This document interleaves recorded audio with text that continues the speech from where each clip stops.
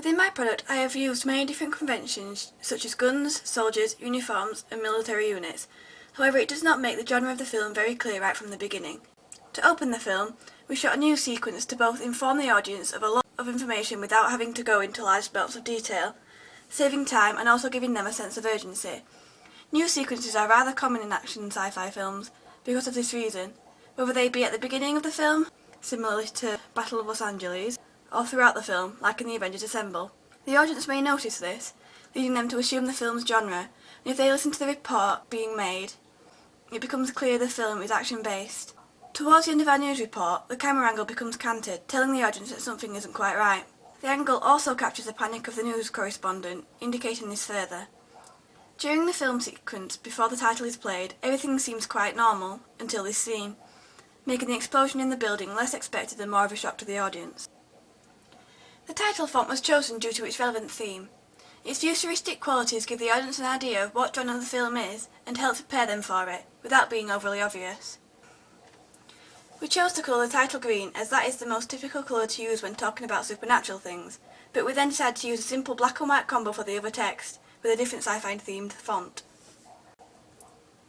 Along with the canted angle, my film includes a huge number of different shots.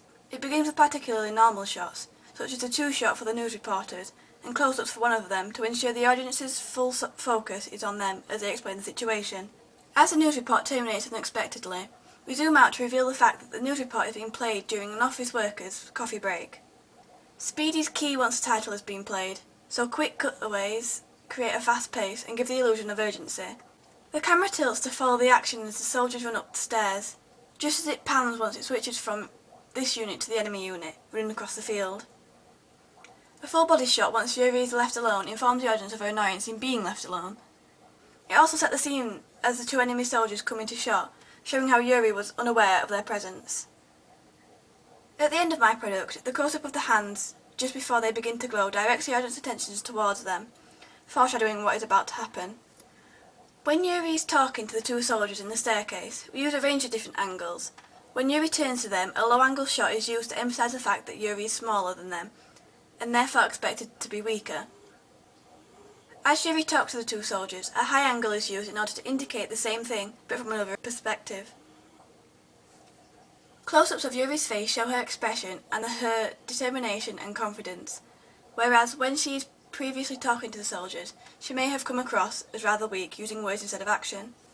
The music we use is rather generic for an action film, but works extremely well. To build up tension as the office worker realises the news report has been interfered with, we use a simple track that's volume gradually rises, and follow it up with a loud piece of music played over the title, increasing the tension further. As it gets to the running sequence, the music quickens following the speed of the transitions. Fast music along with fast editing allows us to increase the film's pace even further than if we had just left it without background music. We also chose to enhance the sound of the soldiers' feet as they run in the field in order to give them a more realistic feel, and to create a noticeable change in sound, making it obvious that these two scenes are taking place in two completely different places. The three locations we chose were all relevant to our film. By using locations that look very official, we were able to create a stereotypical futuristic feel in the film's overall look. The scene where we filmed the two news reporters was chosen in order to get a location as similar to the BBC studios as possible. When filming the news correspondence part, we needed a location that looked as high-tech as possible, and felt the simplicity of the lab in Holy Trinity School gave this effect perfectly. By shooting the two locations that were back-to-back in completely different locations, it shows that although these two scenes are happening at the same time, they are in completely different places. The uniform of the two military units needs to be different as they were both on two completely different sides of the situation. To achieve this, we chose to use a generic uniform for the good side and a darker black uniform for the enemy soldiers. By using a dark uniform for the enemies, it straight away gives the audience an idea that these are an independent army and that they don't fight for the good cause. Guns were essential in order to finish off the look, as they give a sense of importance and authority. We subverted the stereotype by making the main character, Yuri, a female, as in most sci-fi and action films the key character is male. This may surprise the audience, as many strong female characters are hidden by stereotypically stronger male figures, whereas Yuri is centre stage.